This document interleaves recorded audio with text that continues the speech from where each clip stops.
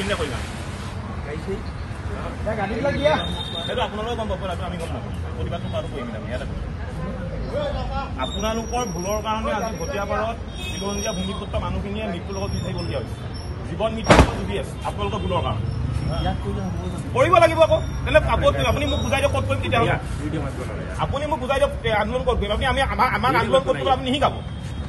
আন্দোলন ক'ত কৰিব লাগে আপুনি আমাক নিশিকাব আপুনি এজন অসমীয়া মানুহ আপুনি এজন অসমীয়া মানুহ আপুনি আমাক নিশিকাব আপোনালোকে পাৰে যদি ৱিনচিক ধৰক ৱিনচিক কওক ইয়াতে কৰিম আন্দোলনটো আমি ইয়াতে কৰিম নিজৰ ঠাইতে কৰিম আন্দোলন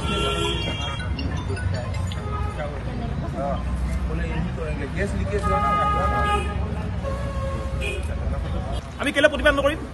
আমি শিৱসাগৰ ভূমিপুত্ৰ অসমৰ ভূমিপুত্ৰ আমি য'তে মন যায় ত'তে প্ৰতিবাদ কৰিম আজি ONC ভুলৰ কাৰণে ভটিয়াপাত আজি খিলঞ্জীয়া ভূমিপুত্ৰসকলে জন্ম আপোনাৰ মৃত্যুৰ লগত যুঁজি থাকিবলগীয়া হৈছে জীৱন মৃত্যুৰ লগত যুঁজি থাকিবলগীয়া হৈছে গতিকে ONC এই কথাবিলাক কিন্তু আপোনাৰ গুৰুত্ব নিদিলে নহ'ব গুৰুত্ব দিব লাগিব আজি খিলঞ্জীয়া ভূমিপুত্ৰ মানুহখিনিৰ কথা ONC চিন্তা কৰিব লাগিব আজি যিটো আপোনাৰ তেল চুৰ আজি তেল চুৰ আপোনাৰ কৃষ্ণ আগৰৱালাৰ কাৰণে ONC ইমান দৰত কিয় এই প্ৰশ্নৰ উত্তৰ কিন্তু ONC আমাক আজি দিব লাগিব আমি ইয়াত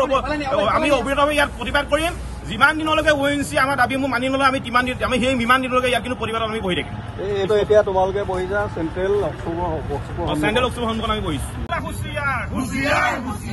অসমীয়া হুঁচিয়াৰ SK পেট্ৰ হুঁচিয়াৰ কৃষ্ণ আগৰৱালা হুঁচিয়াৰ SK পেট্ৰৰ মালিক কৃষ্ণ আগৰৱালাক আমি কাণত ধৰি আঁঠুকাই থৈছিলো আৰু এতিয়া পুনৰ SK পেট্ৰৰ তেল ফাটিছে নামটো ৰাখিছে শ্ৰীকৃষ্ণ ভগৱানৰ নাম আৰু কামবোৰ কৰিছে তেল চুৰ দগাবাজ ডকাইত সকলোবিলাক গুণ আছে গতিকে এইটো গ্ৰেপ্তাৰ কৰিব লাগিব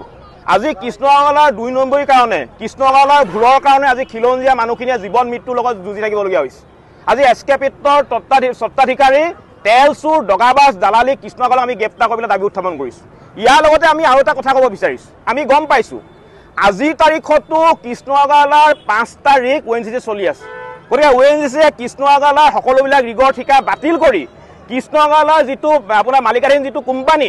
SK পেট্ৰক ব্লেকলিষ্টেড কৰিব লাগিব আমাৰ স্পষ্ট কথা আৰু এটা কথা কৃষ্ণ আগৰৱালাই যেতিয়া আপোনাৰ টেণ্ডাৰত পেপাৰ জমা দিছিলে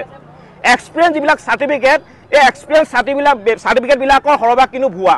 আৰু তেওঁ কামত যিবিলাক যন্ত্ৰপাতি ব্যৱহাৰ কৰে সেইবিলাক হৈছে ম্যাদ উকলা যন্ত্ৰপাতি গতিকে SK পেট্ৰৰ বিৰুদ্ধে এক উচিত তদন্ত হ'ব লাগিব জিলা পৰ্যায়ত এক তদন্ত হ'ব লাগিব জিলা আয়ুক্ত তদন্ত কৰিব লাগিব আৰু লগতে নিহতৰ যিকেইটা পৰিয়াল আছে নিহতৰ পৰিয়ালক 1 কোটি টকা ক্ষতিপূৰণ দিব লাগিব আৰু আশ্ৰয় শিবিৰত থকা প্ৰতিটো পৰিয়ালক 20 লাখ টকাকৈ ক্ষতিপূৰণ দিয়া আমি দাবী উত্থাপন কৰিছোঁ অন্যথা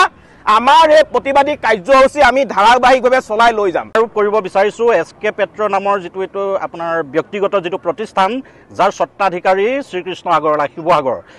এইটোৱে ইয়াত তেওঁলোকৰ প্ৰথম ঘটনা নহয় ONGC তেওঁলোকে ইমান দিন তেওঁলোকে কাম কৰি আছে বিগত সময়ত গেলেকী তৈল ক্ষেত্ৰত নৰ্থ বেংকত তেওঁলোকৰ এনেকুৱা ধৰণৰ বহুকেইটা ঘটনা সংঘটিত হৈছে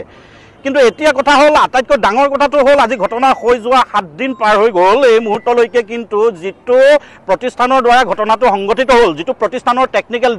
ডিফেক্টৰ কাৰণে আজি তাৰিখত আমাৰ খিলঞ্জীয়া অসমীয়া ৰাইজে ভুক্তভোগী হ'ব লগা হৈছে সেই SK পেট্ৰৰ স্বত্বাধিকাৰী শ্ৰী আগৰৱালা কিন্তু পলাই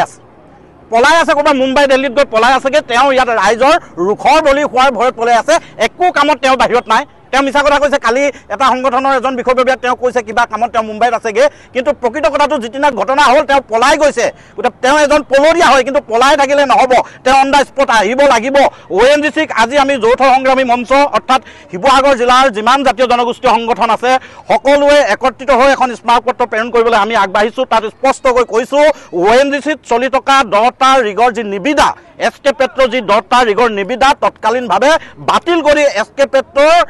সমূহ কাম তেখেতসকলে ব্লেকলিষ্টেড কৰিব লাগিব এইটো কথা প্ৰথম কথা আৰু দ্বিতীয় কথা হ'ল 3 দিনৰ সময়সীমা ধাৰ্য কৰি দিছোঁ 3 দিনৰ ভিতৰত শ্ৰী আগৰৱালাই শিৱসাগৰলৈ আহি তেখেতে তৎকালীনভাৱে তাৰ যিসমূহ ক্ষতিগ্ৰস্ত পৰিয়াল প্ৰথম অৱস্থাত আৰম্ভিক 2 লাখ টকাৰ এটা তেওঁলোকে কম্পেনচেশ্যন দিব লাগিব আৰু দ্বিতীয় কথাটো হ'ল ইতিমধ্যে আমি সিদিনা দেখিলোঁ যে অসম চৰকাৰৰ মুখ্যমন্ত্ৰী মহোদয়ে ইয়াত আহি তেখেতে এটা এই গোটেই বিষয়টোৰ সন্দৰ্ভত তদন্ত হ'ব বুলি তেখেতে ঘোষণা কৰিছে, কিন্তু এই গোটেই তদন্তটো এতিয়ালৈকে কাৰ্যকৰী হোৱাৰ আমি কোনো ধৰণৰ ইনফৰ্মেশ্যন আমাৰ হাতত নাই। গতিকে মুখ্যমন্ত্ৰী হিমন্ত বিশ্ব শৰ্মা ডাঙৰীয়াক আমি অনুৰোধ জনাইছোঁ, গোটেই বিষয়টো যাৰ গাফিলতিত এই গোটেই ঘটনাটো হৈছে তেখেতসকলে দোষী, তেখেতসকলে শাস্তি পাব লাগিব, গোটেই তদন্ত প্ৰক্ৰিয়াটো ক্ষীপ্ৰ কৰিব লাগে, কাৰ্যকৰী কৰিব লাগে। আৰু দ্বিতীয় কথা হ'ল গোটেই ঘটনাটোৰ সন্দৰ্ভত সম্পূৰ্ণ তাত যিসমূহ পৰিয়াল ক্ষতিগ্ৰস্ত হ'ব, সম্পূৰ্ণ তাত কেৱল মাত্ৰ জনসম্পদৰে লোকচান হোৱা নাই, তাত পশু পক্ষী তাত খেতি কৰিব পৰা অৱস্থা নাই, তাত আজি তাৰিখত মানুহে উশাহ লৈ জীয়াই থাকিব পৰা এটা পৰিৱেশ নাই। ONGC সম্পূৰ্ণ দায়িত্ব কিন্তু ল'ব লাগিব। যদি দায়িত্ব নলয় নিশ্চিতভাৱে আমি যৌথ সংগ্ৰামী মঞ্চই আজি প্ৰতিবাদ আৰম্ভ কৰিছোঁ। যেতিয়ালৈকে ভুক্তভোগী পৰিয়ালসমূহে ন্যায় নাপাব তেতিয়ালৈকে কিন্তু আমাৰ যি প্ৰতিবাদ, আমাৰ যি সংগ্ৰাম, আমি এই সংগ্ৰাম কিন্তু চলাই গৈ থাকিম।